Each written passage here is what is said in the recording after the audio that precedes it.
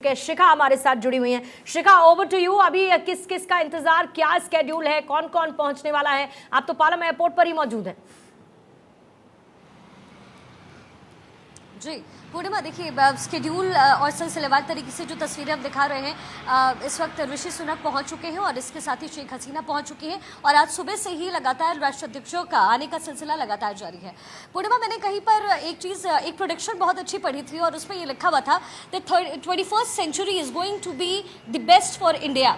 ये किन किन मायनों में बहुत खास है और आज जो तस्वीर मिल रही है यानी G20 का जो प्लेटफॉर्म यहाँ पर सजा है वो उस भविष्यवाणी को पूरी तरीके से पुख्ता करता है।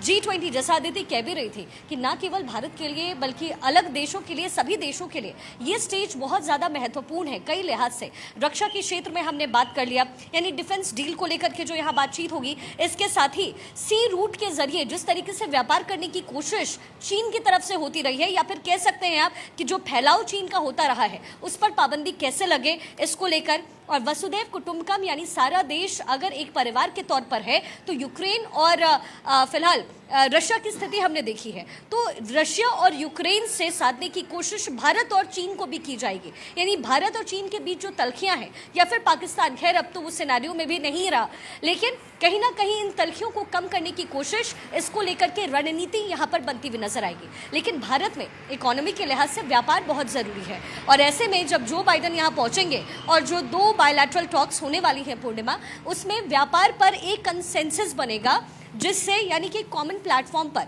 भारत और अमेरिका साथ आ सकता है और इसको लेकर के डील संभव है।